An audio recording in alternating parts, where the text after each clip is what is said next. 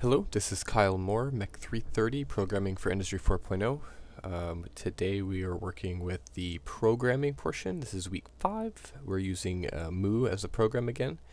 As always, I'm using, I've already pre-written the code just to make sure that the videos don't get too extremely long, because sometimes as we continue through this course, the code is going to get more complex, and I just feel like that would make the videos super long. So, but we'll go through what we have.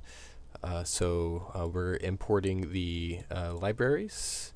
Let me go ahead and change that. I just saw the typo. So the board library, the NeoPixel library, the NeoPixels are a lot better than the tiny little D13 LED. The digital I/O, from the digital I/O library, we're pulling the digital in-out, direction, and pull. And then the time library. We're assigning pixel to all 10 NeoPixels, and then we are assigning the brightness to 0.3, which is 30%. We are assigning record, which is the left push button, to D4. We're making it an input, and then we're assigning it to a pull down. Basically, that just helps with sticky buttons or touchy buttons. Then we're assigning play to push button D5. We are assigning that as an input and then also a pull down. We're setting the counter. We created a counter here, and we're setting it to 0 to start with. And then we are creating a while loop. Then here is the if statement. If record is pressed, so if it's true, it'll add 1 to the counter, and then it's going to print this string.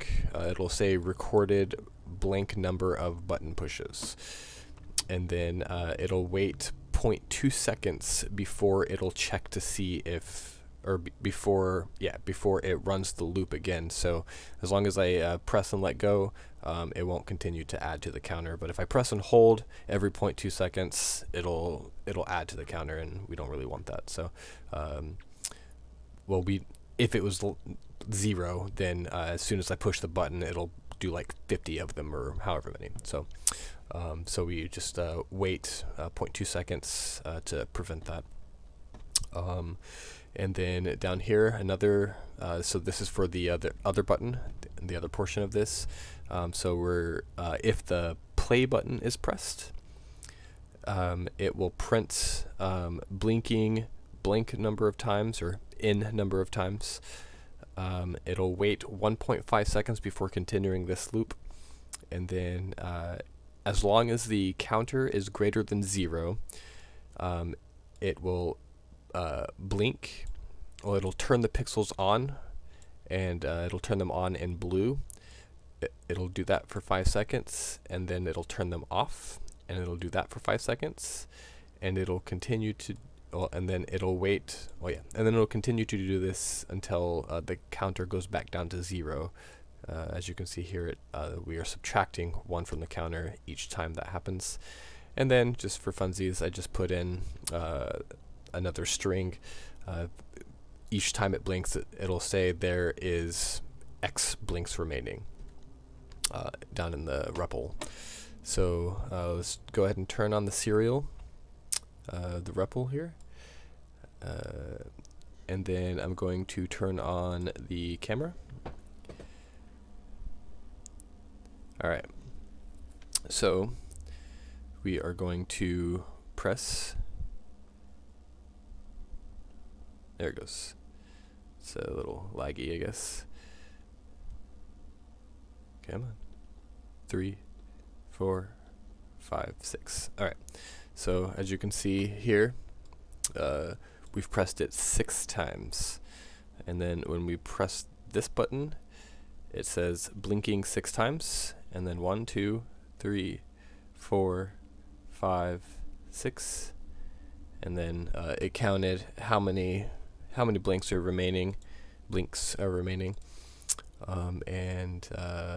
yeah, just to prove that, it works, we'll do 1, 2, and then we'll push the button, 1, 2, and then that's it. And then we can, do 9, 1, 2, 3, 4, 5, 6, 7, 8, and 9, and then it's done. So as you can see, it basically resets the counter down to 0 each time you push the right button or the play button. So, and that's it. All right, thank you.